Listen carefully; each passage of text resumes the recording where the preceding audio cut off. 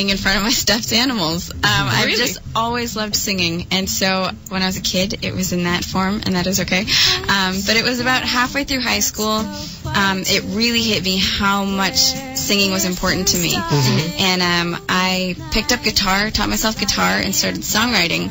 So that was kind of when it all began, and all throughout college, I made albums, then I played shows, but it was very much struggling artist, you know? But this is all self-taught? Self-taught, yeah. Okay, all right. So did open mics, played at coffee shops, busking on the street, all of that stuff. Yeah. And the year after I graduated, I was in this contest to get my music video played during the Super Bowl. The Super Bowl. This is where the Super Bowl came in. Yes, the Super Bowl.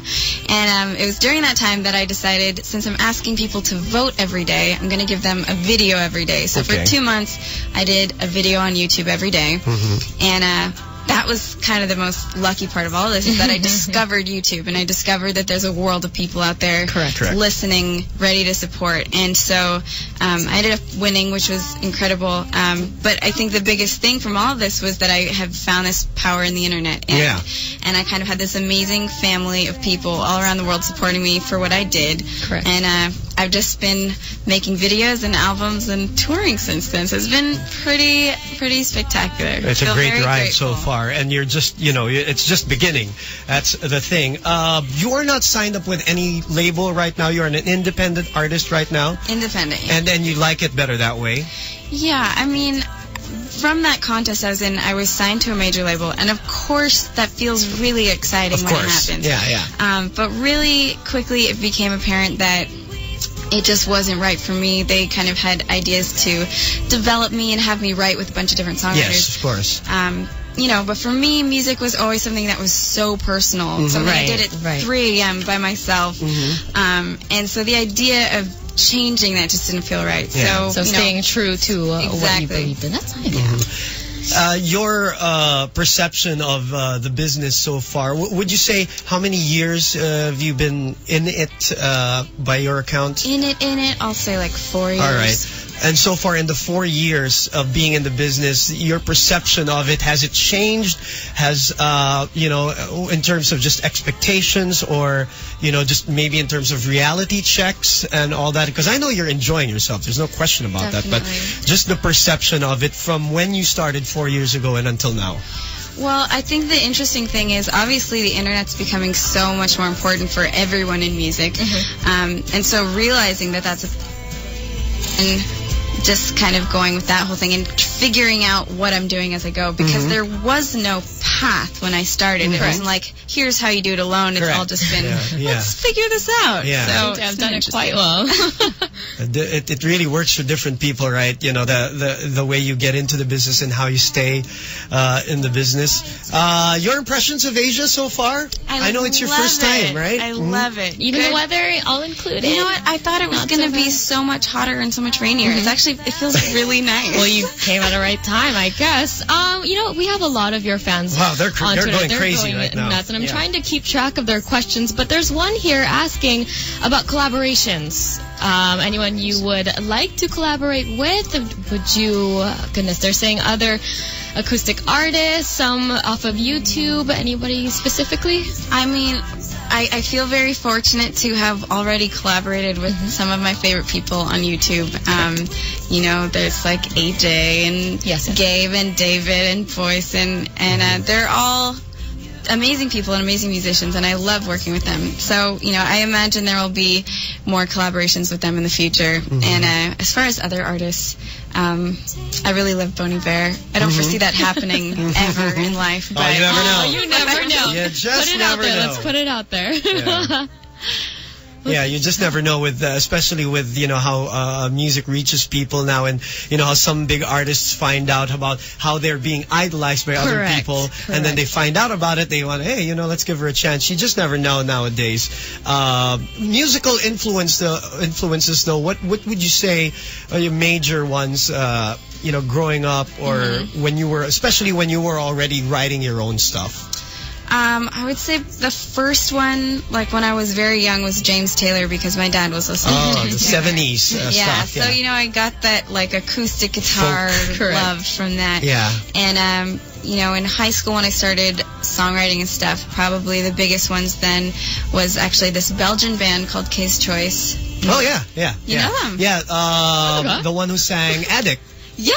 Yep, there you go. So I've loved them for a long time. And that's a haunting. That's what I mean. She has that, the lead singer has that very haunting, voice, Also, in high school, I was into, like, the acoustic Jason Mraz stuff before his albums came out. So I think, you know, my songwriting was really early on. I was like, oh, I loved what he was doing. Yeah, and he's been here a couple of times, too. Yeah. He's been here a couple of times, and he's loved it here.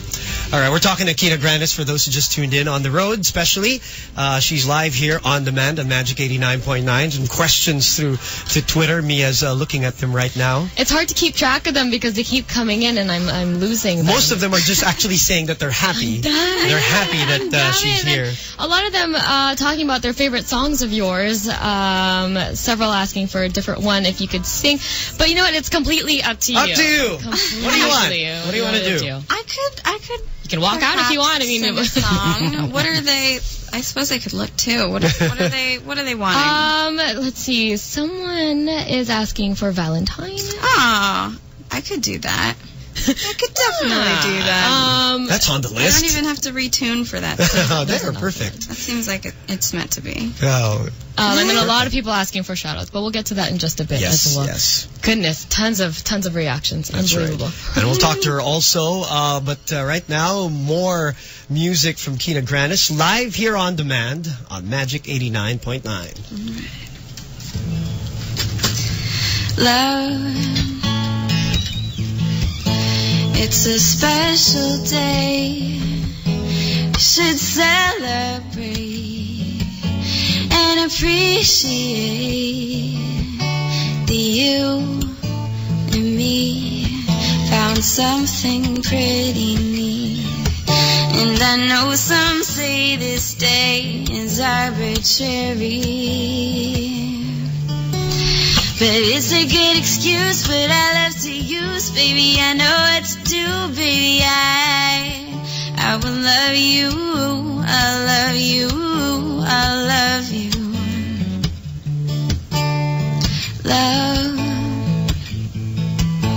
I don't need those things. I don't need no ring. I don't need anything but you and me. 'Cause in your company I feel happy, oh so happy and complete.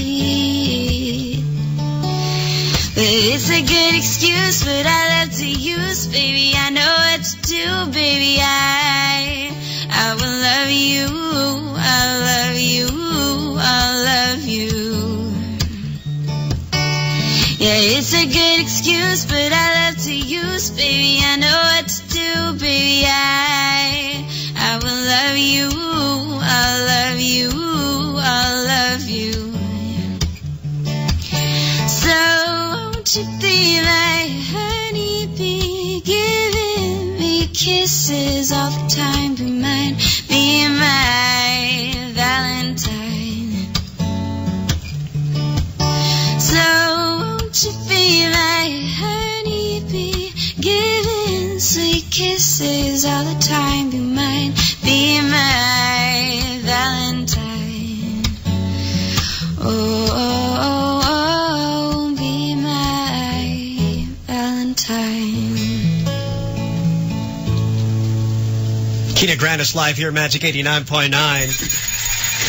10:56 in the morning. We're tweeting pictures and watching us on Ustream. Again, check out the website, www.magic899.fm. And really soon, we will get the podcast up so you can listen. Absolutely floored with the reactions for our live drive sessions today. Jana's absolutely loving the Valentine track. There are some people asking for Cambridge. There's a lot. I'll show